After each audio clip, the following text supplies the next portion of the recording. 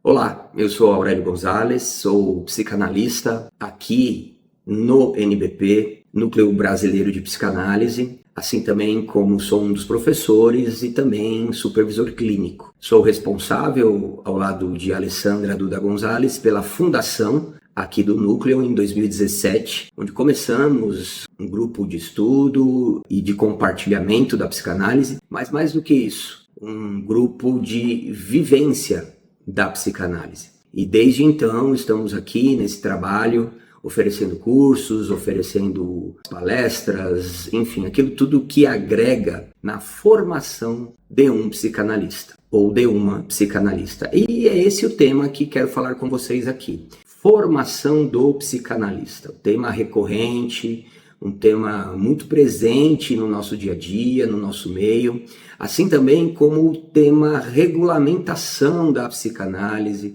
tema esse que também de quando em quando, diria, bate nas nossas portas, né?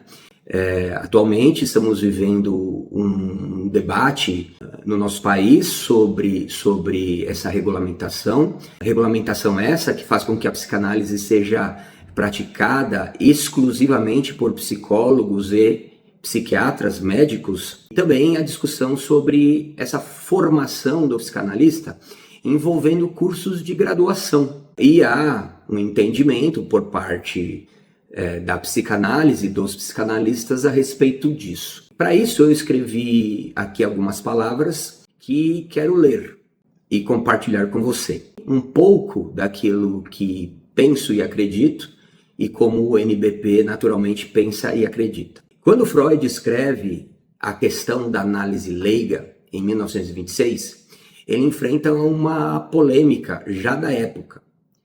Qual seria essa polêmica? É necessário que o futuro psicanalista tenha uma formação anterior, seja ela médica, seja ela universitária ou qualquer outra, antes de desenvolver a função de psicanalista? A resposta do Freud, para mim, é clara. Ele afirma que a psicanálise é uma especialidade em si mesma, que se transmite por meios próprios. Quais são esses meios? Aquilo que chamamos de tripé da psicanálise. Análise pessoal, estudo da teoria e a prática supervisionada. Não é a medicina, não é a psicologia, não é uma ou outra universidade, não é um curso ou outro que formará o psicanalista. E aí cito uma das suas falas nesse texto, onde ele diz: a análise não é um procedimento médico. Não é necessário ser médico para praticá-la. E não se ganha nada quando o analista é, além disso, médico. Cito também o Ferenczi, dizendo no seu texto Elasticidade da Técnica Psicanalítica, de 1928, o analista só pode conduzir o paciente até onde ele próprio chegou em sua análise. Me parece que fica claro, né? Qual deve ser o processo para a formação do analista. Cito também a Melanie Klein. Melanie Klein, que inclusive não era médica, não era psicóloga e é, até os dias de hoje, uma referência para a psicanálise. Ela escreve em Desenvolvimentos na Psicanálise: a experiência clínica, sob supervisão, é uma parte essencial na formação, pois permite ao candidato integrar a teoria às complexidades do mundo interno do paciente. Então veja que Melanie está falando de um desses pés do tripé da psicanálise. Ela está falando da importância da supervisão. Assim como antes vimos em Freud e em Ferenczi a importância da análise, que não é necessário ser médico para a função de psicanalista. E cito também aqui o Winnicott, em o texto O Ambiente e os Processos de Maturação, onde ele diz: não posso conceber que um analista possa trabalhar sem ter passado ele próprio por uma análise suficientemente completa. Não se trata de adquirir conhecimentos, mas de experimentar em si mesmo a experiência analítica. Mais uma vez, agora um outro teórico, uma outra referência da psicanálise. Importa dizer que o Winnicott, até os dias de hoje, tem tamanha relevância para a psicanálise. Cito também o psicanalista Wilfred Bion, no texto Notas sobre a Memória e o Desejo. A capacidade negativa, isto é, a tolerância à frustração de não compreender, é condição essencial para o trabalho analítico e, portanto, para a formação do analista. Veja que entender que a compreensão ela não se dá de forma plena é essencial para o analista. Ou seja, qual é o tempo para o estudo, para a vivência, para a formação de um psicanalista? Ela não se estabelece, ela não estabelece uma data, um tempo, uma validade. Porque é essa sensação, mais do que isso, essa certeza, né, de que não compreendo, de que não sei, é que inclusive me motiva e me faz continuar nesse processo. Ao mesmo tempo, Freud reconhece que não se espera que o futuro analista chegue completamente sem preparo. E ele então escreve, ainda no texto A Questão da Análise Leiga, não considero indispensável que esse preparo seja médico.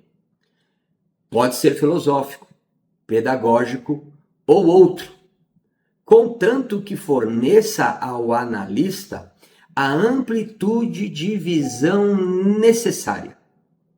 Sabemos que não é um diploma, ou pelo menos deveríamos saber, que garante, que oferece esse preparo.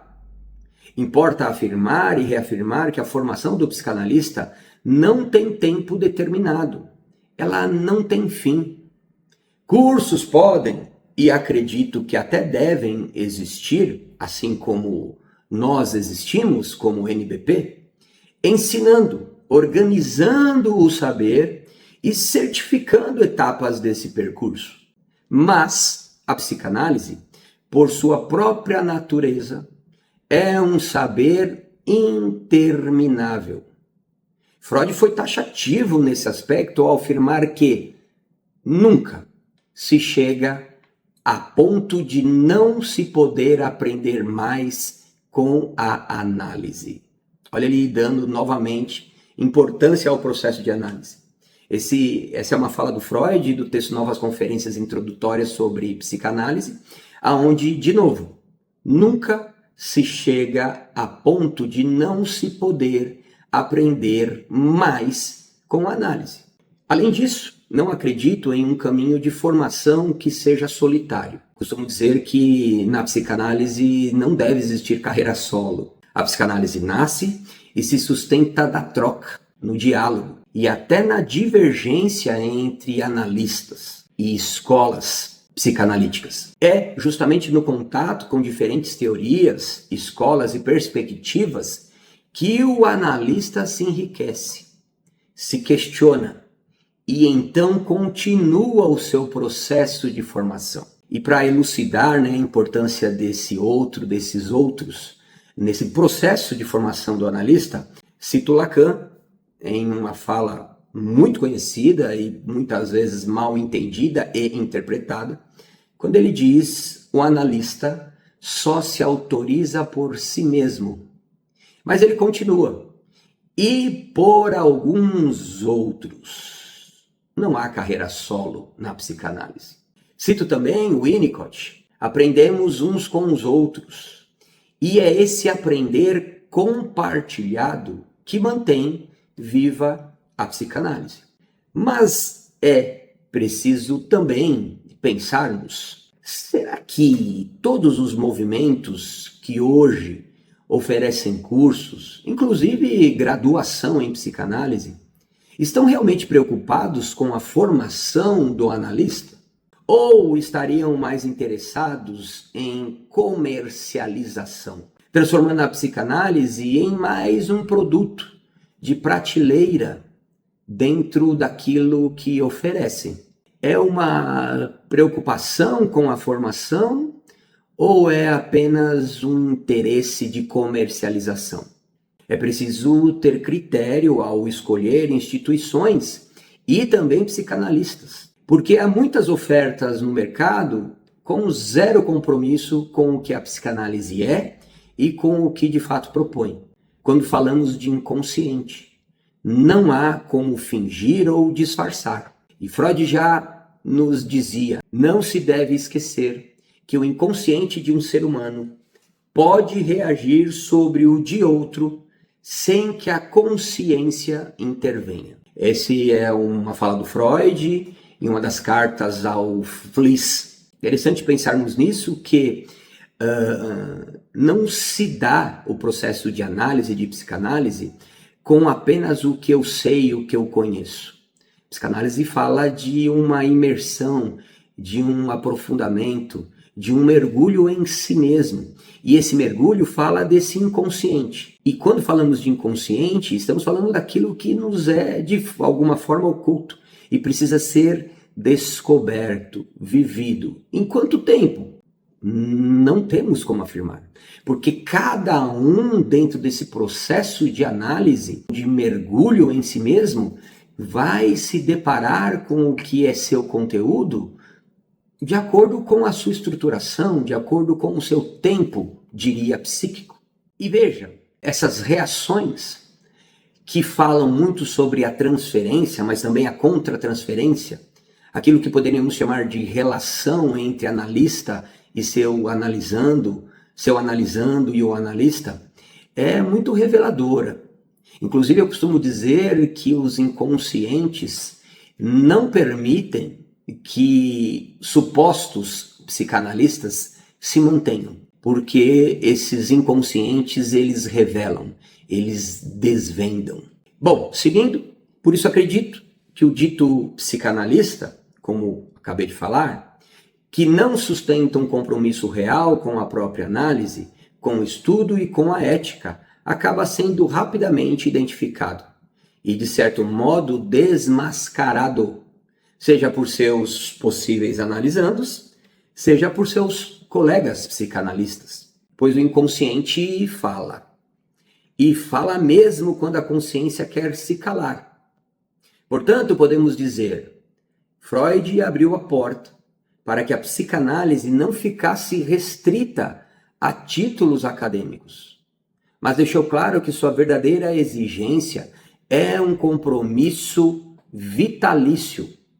Assim penso e acredito, com o estudo, com a prática supervisionada, mas especialmente com a análise individual, sem nos esquecer da troca entre nós, psicanalistas. A formação é, ao mesmo tempo, individual, porque passa, de novo, pela análise pessoal de cada um, mas também é coletiva, porque se faz na comunidade de pensamentos, não de pensamento, mas de pensamentos, que a psicanálise em Freud e a partir de Freud, através de psicanalistas de escolas distintas e diferentes, nos proporciona durante todo esse tempo de psicanálise. E veja, já são mais de 125 anos.